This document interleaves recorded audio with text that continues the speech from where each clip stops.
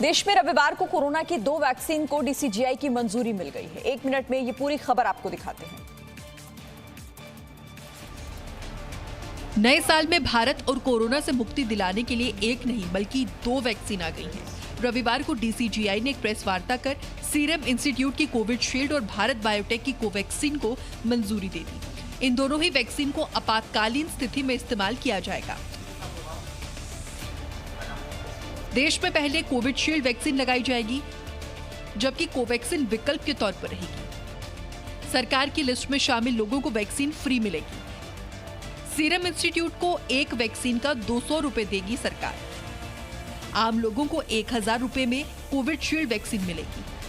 आम लोगों को मार्च-अप्रैल से वैक्सीन लगाई जाएगी। कोरोना से ठीक होने वाले लोगों को भी वैक्सीन लगेगी। जिसे भी कोवैक्सीन लगेगी उसे क्लिनिकल ट्रायल का हिस्सा माना जाएगा।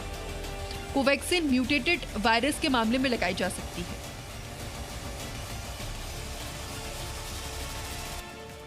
देश में वैक्सीन का ऐलान होने के बाद वैज्ञानिकों को चारों तरफ से बधाइयां दी जा रही हैं। 1 मिनट में अपडेट देखिए। देश को एक साथ 2 कोरोना वैक्सीन मिलने के बाद लगभग हर कोई वैज्ञानिकों को उनकी सफलता पर बधाई दे रहा है। प्रधानमंत्री मोदी ने ट्वीट कर कहा कि वैश्विक महामारी के खिलाफ भारत की जंग में एक निर्णायक क्षण।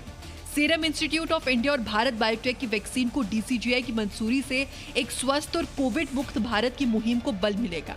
इस मुहिम में जी जान से जुटे वैज्ञानिकों, इनोवेटर्स को शुभकामनाएं और देशवासियों को बधाई। सीरम इंस्टीट्यूट के सीईओ आधार पूनावाला ने भी इस मौके पर ट्वीट कर कहा कि सभी को नया साल मुबारक हो। वैक्सीन के एकत्रीकरण के लिए सीरम इंस्टीट्यूट ऑफ इंडिया द्वारा उठाए गए सभी जोखिमों को आखिरकार मुकाम मिला। भारत की पहली कोविड-19 वैक्सीन कोविशील्ड को मंजूरी मिल गई है। ये सुरक्षित और प्रभावी है और अगले कुछ हफ्तों में लोगों को लगाए जाने के लिए तैयार है। वहीं डीसीजीआई के महानिदेशक वीजी सोमानी ने नपुंसकता वाली अफवाहों को बकवास कहा। लेकिन साहब लोग ये कह रहे हैं कि इम्पोर्टेंट हो जाएंगे, ये भी सही है क्या? ये तो बहुत ही बकवास है। वैक्सीन के ऐलान पर जहां देश राहत की सांस ले रहा है, तो विपक्ष ने वैक्सीन के सुरक्षित होने पर सवाल उठाए। देश में एक साथ 2 वैक्सीन के आने से जनता राहत की सांस ले रही है, मगर विपक्ष ने वैक्सीन की सुरक्षा पर सवाल उठा दिए हैं। कांग्रेस के नेता राशिद अल्वी ने सपा अध्यक्ष अखिलेश यादव के बयान का समर्थन करते हुए कहा कि विपक्ष को डर तो लगेगा ही। डर तो लगेगा कि ऐसे हाथों में सरकार है जो देश के विपक्ष को या तो जेल में देखना चाहता है या उनको चाहता है कि वो पॉलिटिकली ख़त्म हो जाएं। तो अखिलेश जी के बयान में मैं ये कहूँगा कि उसको नज़रअंदाज नहीं किया जा सकता। कांग्रेस सांसद शशि थरूर ने ट्वीट कर वैक्सीन के ट्रायल पर संदेह जताया है। कोवैक्सीन का अभी तक तीसरे चरण का परीक्षण नहीं हुआ है। समय से पहले मंजूरी देना खतरनाक हो सकता है। डॉक्टर हर्षवर्धन, आपको इसको स्पष्ट करना चाहिए। परीक्षण पूरा होने तक इसके उपयोग से बचा जाना चाहिए। भारत में इस बीच एस्ट्राजेनेका वैक्सीन का इस्तेमाल किया जा सकता है। विपक्ष के वैक्सीन की सुरक्षा को लेकर उठाए गए सवालों का केंद्र सरकार ने जवाब दिया है। विपक्ष ने वैक्सीन के ट्रायल और वितरण को लेकर कई सवाल सरकार की ओर दागे हैं, जिसका सरकार ने जवाब भी दिया है। केंद्रीय स्वास्थ्य मंत्री डॉक्टर हर्षवर्धन ने ट्वीट कर विपक्ष के सभी दावों का खंडन किया। कोरोना वायरस महामारी जैसे गंभीर समस्या का राजनीतिकरण किसी के लिए भी शर्मनाक है। शशि थरूर, अखिलेश यादव और Jairam Ramesh corona virus vaccine को मंजूरी देने के लिए विज्ञान समर्थित प्रोटोकॉल का अच्छी तरह से पालन किए गए नियमों का खंडन करने की कोशिश ना करें। वहीं बीजेपी अध्यक्ष जेपी नड्डा ने इसे कांग्रेस की पुरानी आदत बताया। पहले भी और एक बार फिर हमने देखा है कि जब कभी भारत ने कुछ सराहनीय हासिल किया है जो कि लोगों के लिए अच्छा होगा, उस समय कांग्रेस इन उपलब्धियों का विरोध करने और उपहास करने के लिए गलत सिद्धांतों के साथ आती है। जितना वे विरोध करते हैं उतना ही उनका सच उजागर होता है। नए उदाहरण कोरोना वैक्सीन के हैं। और अब 1 मिनट में देश भर का कोरोना अपडेट आपको बताते हैं। देश में कोरोना के मामलों में लगातार गिरावट दर्ज की जा रही है। पिछले 24 घंटे में देश में 18,177 नए मामले सामने आए, जबकि इस दौरान 217 मरीजों की कोरोना से मौत हो गई। वहीं पिछले 24 घंटे में 20,923 इलाज के बाद ठीक हो गए। भारत में कोरोना के कुल 1,23,23,965 मामले सामने आ चुके हैं। इनमें से 99,27,310 लोग ठीक हो चुके हैं, जबकि एक्टिव मरीजों की संख्या 2,47,220 आ गई है। देश में कोरोना से कुल 1,49,435 लोगों की मौत हो चुकी है। कोरोना के प्रति देश का रिकवरी रेट 96.16% है, जबकि मृत्यु दर 1.45% है। दिल्ली में कोरोना के रोजाना आ रहे नए मामलों की संख्या 500 से कम बनी हुई है। 1 मिनट में पूरा अपडेट देखिए।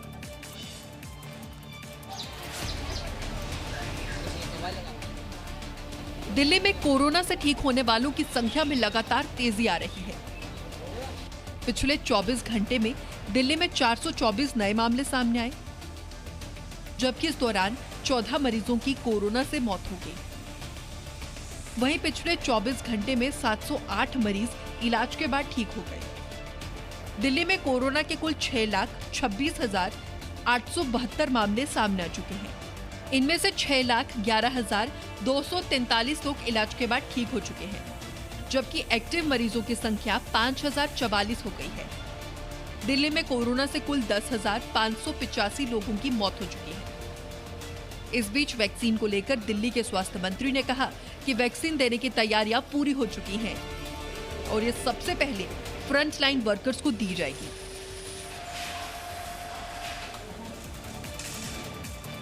किसान और सरकार के बीच आज 7वें दौर की वार्ता होने जा रही है। 1 मिनट में पूरी खबर समझिए। नए कृषि कानूनों के खिलाफ चल रहे आंदोलन के बीच आज किसान संगठन और सरकार के बीच 7वें दौर की वार्ता होने जा रही है। ये वार्ता दोपहर करीब 2 बजे विज्ञान भवन में होगी। इससे पहले 6 दौर की वार्ता बिना किसी नतीजे के रही थी। इस बीच किसान संगठन इस बात को बार बार दोहरा रहे हैं कि आज की वार्ता बेनतीजा होने पर आंदोलन को तेज किया जाएगा। साथ ही किसानों ने ऐलान किया है कि वो इस बार लोहड़ी पर कृषि बिल की कॉपियां जलाएंगे। इस बैठक में सरकार की ओर से केंद्रीय कृषि मंत्री नरेंद्र सिंह तोमर, वाणिज्य मंत्री पीयूष गोयल और राज्य मंत्री सोम प्रकाश मौजूद रहेंगे। सूत्रों के हवाले से खबर है कि आज की बैठक में सरकार एमएसपी के साथ साथ तीनों कृषि कानूनों पर कमेटी बनाने का सुझाव पेश कर सकती है। उधर हरियाणा राजस्थान बॉर्डर पर धरना दे रहे किसानों ने रविवार को पुलिस बैरिकेड तोड़कर हरियाणा में घुसने की कोशिश की। इस दौरान पुलिस ने किसानों को रोकने के लिए आंसू गैस के गोले भी दागे, जिसकी वजह से मौके पर अफरा तफरी मच गई। किसान आंदोलन को अपना समर्थन दे रही कांग्रेस ने सरकार से मांग की है कि किसानों की बात मानी जाए। किसान आंदोलन में शामिल संगठन भले ही ये कह रहे हो कि उनके आंदोलन में राजनीतिज्ञों को शामिल नहीं किया जा रहा, लेकिन कांग्रेस लगातार इस आंदोलन में अपनी मौजूदगी दर्ज करा रही है।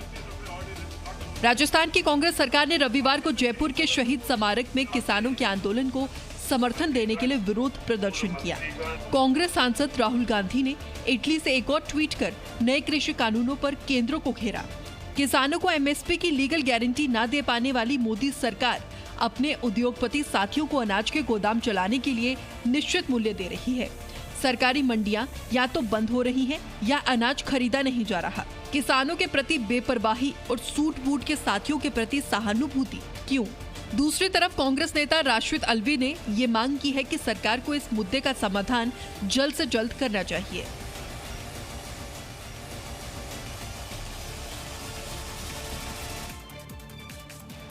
इधर केंद्र ने पलटवार करते हुए कांग्रेस पर किसानों को बरगलाने का आरोप लगाया है। कांग्रेस की ओर से किसान आंदोलन को दिए जा रहे समर्थन पर केंद्र ने पलटवार किया है। कृषि राज्य मंत्री कैलाश चौधरी ने कहा कि राहुल गांधी किसानों को भड़काने की कोशिश कर रही हैं। ऐसा है कि नरेंद्र मोदी जी की सरकार है, वो किसानों के हित में निर्णय लेने वाली सरकार है और किसानों के हर उस समस्या के साथ खड़ी है जिसका समाधान हम किस तरह से कर सकें। और राहुल गांधी जी राजनीति कर रहे हैं और वो भी विदेश में जाकर राजनीति कर रहे हैं और किसानों को भड़काने का काम कर रहे हैं। साथ ही कृषि राज्य मंत्री ने कहा कि किसानों के साथ सरकार की वार्ता सफल होगी और विपक्ष को अपने मकसद में कामयाबी नहीं मिलेगी। कल हमारी वार्ता होगी, उसके अंदर निश्चित रूप से एक सकारात्मक परिणाम होगा। और जैसा कि हमारी पीछे जो 7 दौर की बैठक हुई है, बिल्कुल सकारात्मक और सौहार्दपूर्ण वातावरण के अंदर हुई है, और कल भी होंगे। लेकिन ये कांग्रेस या आप या अन्य जो कम्युनिस्ट है वो इस घी में आग डालने का, आग में घी झोंकने का काम कर रहे हैं। दिल्ली में बारिश और ठंड ने धरना दे रहे किसानों की मुश्किलों को बढ़ा दिया है। धरना दे रहे किसानों ने दिल्ली न जाने का मन बना लिया है, मगर इस बीच दिल्ली और उसके आसपास के इलाकों में हो रही बारिश से उनके आंदोलन की मुश्किलें बढ़ गई हैं। रविवार को हुई बारिश से किसानों के टेंट और लंगर को काफी नुकसान पहुंचा। कई जगहों पर पानी भी भर गया, जिससे खाना बनाने में काफी दिक्कतों का सामना करना पड़ा। हालांकि बदलते मौसम से भी किसानों की हिम्मत टूटती नहीं दिख रही है। किसानों का कहना है कि वो जब तक कानून रद्द नहीं करा लेंगे वापस नहीं जाएंगे। ਤੇ ਹੁਣ ਅੱਜ ਜਿਹੜੀ ਫੌਰੀ ਤੌਰ ਤੇ ਬਾਰਿਸ਼ ਹੋਈ ਹੈ, ਬਹੁਤ ਜ਼ਿਆਦਾ ਪਰੇਸ਼ਾਨੀ ਤਾਂ ਹੈ ਹੀ। ਦੇਖੋ ਲੰਗਰ ਦੇ ਵਿੱਚ ਪਾਣੀ ਜਾ ਵੜਿਆ, ਸਾਰੇ ਟੈਂਟਾਂ ਦੇ ਵਿੱਚ ਪਾਣੀ ਜਾ ਵੜਿਆ ਤੇ ਸਾਰੇ ਕੱਪੜਾ ਲੀੜਾ ਜਿਹੜਾ ਭਿੱਜ ਚੁੱਕਿਆ ਹੈਗਾ। ਇਸ ਕਰਕੇ ਪਰੇਸ਼ਾਨੀ ਤਾਂ ਹੈ ਹੀ, ਪਰ ਫਿਰ ਵੀ ਕਿਸਾਨਾਂ ਦੇ ਜਿਹੜੇ ਹੌਸਲੇ ਆ ਉਹ ਬੁਲੰਦ ਹੈ। ਇਸ ਤੋਂ ਘਬਰਾਏ ਨਹੀਂ ਹੈਗੇ, ਕਿਉਂਕਿ ਜਿਹੜੀ ਮੋਦੀ ਸਰਕਾਰ ਨੇ ਕਾਨੂੰਨ ਲੈ ਕੇ ਆਂਦੇ ਹੈ, ਇਹ ਕ੍ਰਿਸ਼ੀ ਕਾਨੂੰਨ ਹੈ ਜਿਹੜੇ ਬਹੁਤ ਮਾਰੂ ਹੈਗੇ। ਅੱਜ ਤਾਂ ਅਸੀਂ ਥੋੜੀਆਂ ਬਹੁਤੀਆਂ ਤਕਲੀਫਾਂ ਝੱਲ ਲਾਂਗੇ, ਪਰ ਜੇ ਕ੍ਰਿਸ਼ੀ ਕਾਨੂੰਨ ਲਾਗੂ ਹੋ ਜਾਂਦੇ ਤਾਂ ਆਉਣ ਵਾਲੀਆਂ ਪੀੜ੍ਹੀਆਂ ਸਾਡੀਆਂ ਬਰਬਾਦ हो जाएंगी। दिल्ली से सटे गाजियाबाद में रविवार को एक निर्माणाधीन छत के गिरने से कई लोगों की मौत हो गई। गाजियाबाद के मुरादनगर में शमशान घाट के पास अचानक एक निर्माणाधीन छत गिरने से 23 लोगों की मौत हो गई, जबकि इस हादसे में 15 लोग गंभीर रूप से घायल हुए हैं। वहीं 38 लोगों को मलबे से सुरक्षित निकाल लिया गया है। इस हादसे पर मुख्यमंत्री योगी आदित्यनाथ ने तुरंत संज्ञान लेते हुए मेरठ रेंज के आईजी को मौके पर जाने का आदेश दिया। हालात का जायजा लेने पहुंचे मेरठ रेंज के आईजी ने बताया कि इस घटना की जांच के लिए कमेटी बना दी गई है। खुद मुख्यमंत्री ने संज्ञान लेके मुझे को इसलिए यहाँ भेजा है कि जो भी लोग निकल रहे हैं घायल, उनका इलाज ठीक से हो, इस बात की चिंता शासन प्रशासन भी कर रहा है। और सरकार की तरफ से मुझे भेजा गया है कि प्राथमिकता ही है इस समय कि कोई भी घायल जो बचाया जा सकता है उसको बचाना है। पुलिस ने फिलहाल इस मामले में आईपीसी की धारा 304 यानी गैर इरादतन हत्या के साथ 337, 338, 437 और 409 के तहत एफआईआर दर्ज कर ली है। और गाजियाबाद में हुई घटना पर विपक्ष ने कड़ी कार्रवाई के साथ साथ मुआवजे की मांग की है। गाजियाबाद में निर्माणाधीन छत गिरने की घटना पर विपक्ष का हमला शुरू हो गया है। यूपी के पूर्व मुख्यमंत्री और समाजवादी पार्टी के अध्यक्ष अखिलेश यादव ने इस पूरी घटना पर ट्वीट कर सरकार पर भ्रष्टाचार का आरोप लगाया। अखिलेश यादव ने लिखा, बीजेपी सरकार निरर्थक बहसबाजी में देश को ना उलझाए और सामने आकर किसान आंदोलन में लगातार बढ़ती किसानों की मृत्यु और आत्महत्या पर सार्थक बहस करे। साथ ही मुरादनगर शमशान घाट हादसे में मरने वाले उन लोगों की भी जिम्मेदारी ले जो बीजेपी सरकार के भ्रष्टाचारी निर्माण की भेंट चढ़ गए हैं। राज्य की कांग्रेस पार्टी ने इस मामले पर निष्पक्ष जांच के साथ साथ दोषियों के खिलाफ सख्त कार्रवाई की मांग की है। कांग्रेस पार्टी मांग करती है 25-25 लाख रुपए कम से कम मृतक के परिवारों को दिए जाएं। सरकार इसकी तुरंत घोषणा करे, परिवार के एक सदस्य को सरकारी नौकरी दे और जो भी इसमें घायल हुए हैं उनके समुचित इलाज की व्यवस्था हो। हालांकि इस घटना के लिए योगी सरकार ने जांच कमेटी तो बना दी है, जो 48 घंटों में अपनी रिपोर्ट सरकार को सौंपेगी। पश्चिम बंगाल में एआईएमआईएम ने भी अपनी तैयारी शुरू कर दी है, मगर बीजेपी अभी भी राज्य में अपनी जीत का दावा कर रही है। एआईएमआईएम के अध्यक्ष असदुद्दीन ओवैसी ने रविवार को पश्चिम बंगाल के हुगली जिले में एक बैठक की। इस बैठक में उन्होंने प्रमुख मुस्लिम नेता अब्बास सिद्दीकी के साथ राज्य की राजनीति पर गंभीर चर्चा की। ममता बनर्जी बंगाल की जनता को ये नहीं बता पा रही हैं और जनता जानती है कि यहाँ से अगर 18 लोकसभा की सीट पर बीजेपी जीती, इसका जिम्मेदार ममता बनर्जी है। एमआईएम पार्टी तो नहीं लड़ी थी, मीम पार्टी। इस दौरान सीएम ममता पर हमला बोलते हुए असदुद्दीन ओवैसी ने कहा कि बीजेपी 18 संसदीय सीटें जीत लेती है, ये सीएम ममता की कमी है। हालांकि ओवैसी के इस दौरे पर बीजेपी ने कटाक्ष किया है। पार्टी के प्रभारी कैलाश विजयवर्गीय ने कहा कि वो 51% वोट के विश्वास पर चुनाव लड़ रहे हैं। हम 51% वोट के विश्वास के साथ चुनाव लड़ रहे हैं। किसी के भी लड़ने और नहीं लड़ने से हमको कोई फर्क नहीं पड़ता, क्योंकि जनता ने तय कर लिया है कि इस बार नरेंद्र मोदी जी के नेतृत्व में पश्चिमी बंगाल में भारतीय जनता पार्टी की सरकार है। पहाड़ों पर लगातार हो रही बर्फबारी से ठंड हो रही है और मैदानी इलाकों में भी काफी ठंड बढ़ती जा रही है। पहाड़ी इलाकों में लगातार हो रही बर्फबारी का असर मैदानी इलाकों पर भी पड़ रहा है। जवाहर सुरंग के आसपास के इलाकों में भारी बर्फबारी के चलते राष्ट्रीय राजमार्ग 44 को बंद कर दिया गया है, जबकि घाटी के कई इलाकों में भारी बर्फबारी हो रही है। श्रीनगर का मशहूर लाल चौक देखिए, जहां बर्फबारी से ऐसा नजारा हो गया है मानो सड़क पर बर्फ की सफेद चादर बिछ गई हो। अनंतनाग में पूरा इलाका ही बर्फ से ढक गया है। यहां बर्फ हटाने के लिए जेसीबी मशीनों का सहारा लिया जा रहा है। ऐसा ही हाल कुलगाम का रहा, जहां बर्फ से सड़क किनारे खड़ी गाड़ियां भी नहीं बच सकी। उधर दिल्ली में पिछले 2 दिन से रुक रुक कर हो रही बारिश ने ठंड बढ़ा दी है और मौसम विभाग का कहना है फिलहाल आने वाले 1-2 दिनों तक बारिश से राहत मिलने की उम्मीद नहीं है। मौसम विभाग ने बताया कि पूर्वोत्तर दक्षिण पश्चिम की ओर बादल तो मुड़ गए हैं, लेकिन दिल्ली में फिलहाल 1-2 दिनों तक बारिश जारी रहेगी। दिल्ली में रविवार को अधिकतम तापमान 19.5 डिग्री सेल्सियस और न्यूनतम तापमान 7 डिग्री सेल्सियस रहा। राजस्थान और हिमाचल में पक्षियों की अचानक हो रही मौत का मामला सामने आया है। राजस्थान और हिमाचल के कई शहरों में पक्षियों की अचानक हो रही मौत का मामला सामने आया है। झालावाड़ में 25 दिसंबर को कई कौवों की एक साथ मृत्यु की खबर सामने आई। 27 दिसंबर को प्रशासन ने जांच के लिए सैंपल भोपाल भेजे, जिसके बाद वहां पर बर्ड फ्लू होने की पुष्टि हुई थी। दूसरी तरफ राज्य के जयपुर में भी बर्ड फ्लू होने की पुष्टि की जा चुकी है। झालावाड़ में जो बर्ड्स मर रहे हैं वो प्रमाणित हो गया है कि वो फ्लू के कारण मर रहे हैं। अब कौन सा स्ट्रेन है उसमें अभी अपने को समय लगेगा, उसमें वो एक जांच का विषय है। राजस्थान के अजमेर में भी 9 कौवों की मौत की खबर सामने आई है। यहाँ करीब साल भर पहले भी बारादरी क्षेत्र में कौवे मृत पाए गए थे, लेकिन उनकी मौत बर्ड फ्लू से होने की बात से इनकार किया गया था। उधर धर्मशाला की पौंग झील किनारे सैकड़ों प्रवासी पक्षियों की मौत का मामला भी सामने आया है। विभाग का कहना है फिलहाल किसी तरह के फ्लू होने की पुष्टि नहीं हुई है। जिस तरह से ये मिस्टीरियस डेथ हो रही है, हो सकता है कि कोई फ्लू हो या कुछ ऐसा हो, पर अभी दावे से नहीं कह सकते कि क्या है। नदियों से लेकर झील और पानी की पाइपलाइनों तक सब कुछ जम गया है। ये हाल कश्मीर का है। ये बर्फी है जो कश्मीर की तरफ पूरी दुनिया को लुभाती है, लेकिन यही बर्फ जिंदगी पर भारी भी पड़ जाती है, जिंदगी पर ब्रेक लगा देती है। जम्मू कश्मीर में बर्फबारी के कारण 3 नेशनल हाईवे बंद कर दिए गए हैं। श्रीनगर से जम्मू, लेह और पुंछ को जोड़ने वाली सड़कें बंद हैं। कितनी खूबसूरत ये तस्वीर है,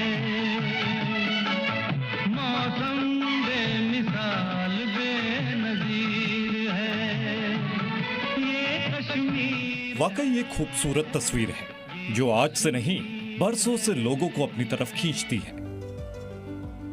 इन तस्वीरों को देखकर आपका भी मन कश्मीर जाने का कर रहा होगा। जहां तक नजर दौड़ाएं बर्फ ही बर्फ दिखाई देगी। घर, दरिया और पेड़ सफेद चादर में ढके हैं। सड़क पर सफेद बर्फ का कब्जा है। श्रीनगर की सड़कों पर बर्फ का कर्फ्यू लगा है। कई किलोमीटर तक बर्फ जमी है। कश्मीर की बर्फबारी कुछ लोगों के लिए आफत है तो कुछ के लिए मौज मस्ती का मौसम।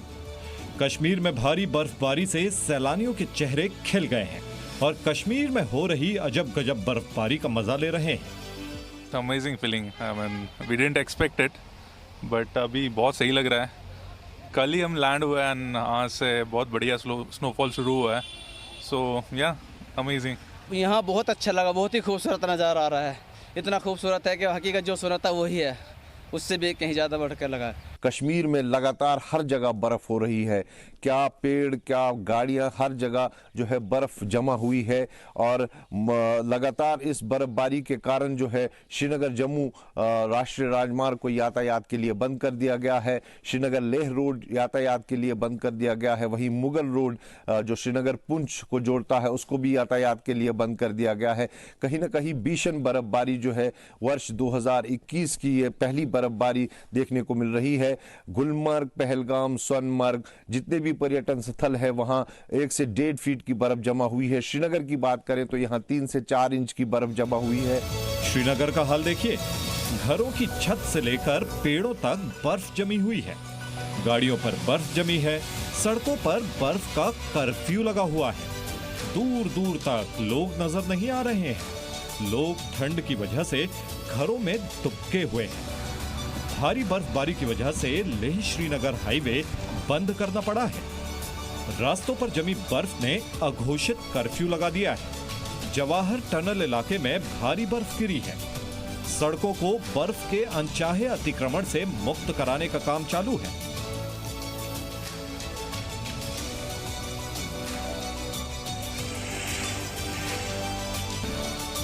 कुलगाम पर बर्फ का कब्जा है। दूर तक देखें तो गाड़ियां भी बर्फ की चादर ओढ़े ठहरी हुई हैं। रास्ते बंद हैं और बर्फ गिर गिर कर मोटी परत बनाती जा रही है। इन सड़कों को ही देखें, घुटने भर से कम बर्फ नहीं है यहाँ। अब इन पर कोई चले तो कैसे चले? इसीलिए दूर दराज के गांवों तक संपर्क टूटा हुआ है। बर्फ हटाने का काम जारी है, लेकिन मुश्किल यह है कि जिस तेजी से बर्फ हटाई जाती है उसी तेजी से सड़क फिर बर्फ से ढक जाती है। भला आसमान पर कोई कैसे कंट्रोल कर सकता है? कुदरत पर भला किसी का जोर चला है? कुल जमा हाल ये है कि जब तक मौसम अपना मूड नहीं बदलता, इसी तरह से रहना है, ठंड में ठिठुरना है। खालिद हुसैन, जी media. Presenting B News app, available on Google Play and App Store. Download it now.